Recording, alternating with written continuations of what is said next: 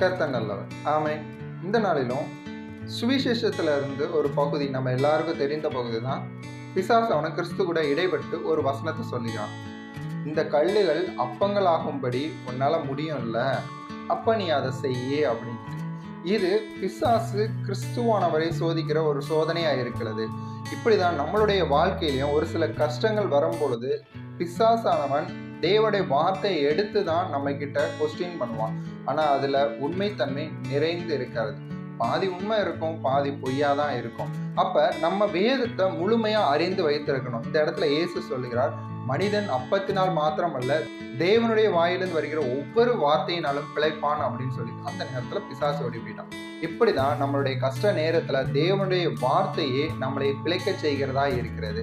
பிசாசுக்கு உங்க வாழ்க்கையில அதிகாரம் கிடையவே கிடையாது. ஆனா இந்த மாதிரி ஒரு சில காரியங்களை கொண்டு வந்து உங்களை சோதனைக்கு உட்படுத்த முடியும்.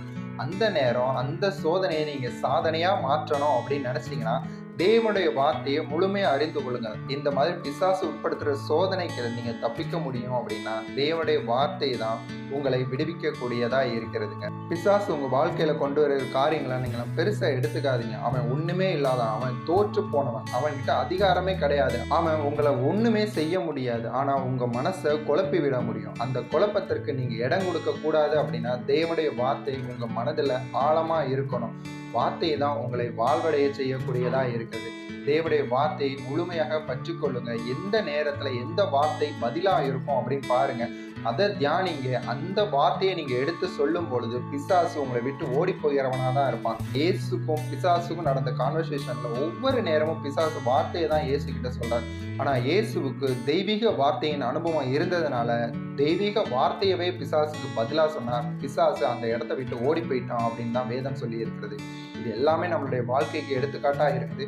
வார்த்தையை பற்றிக்கொள்ளுங்க. வாழ்க்கையில நிறைவாய் ஜெயமாய் எந்த ஒரு பிரச்சனை இருந்தாலும் அந்த பிரச்சனையிலிருந்து நீங்க விடுதலையாகி வரும்படியாக தேவனுடைய வார்த்தை உங்களை பிழைப்படைய செய்யும். கர்த்தர் உங்களை ஆசீர்வதிப்பாராக. ஆமென்.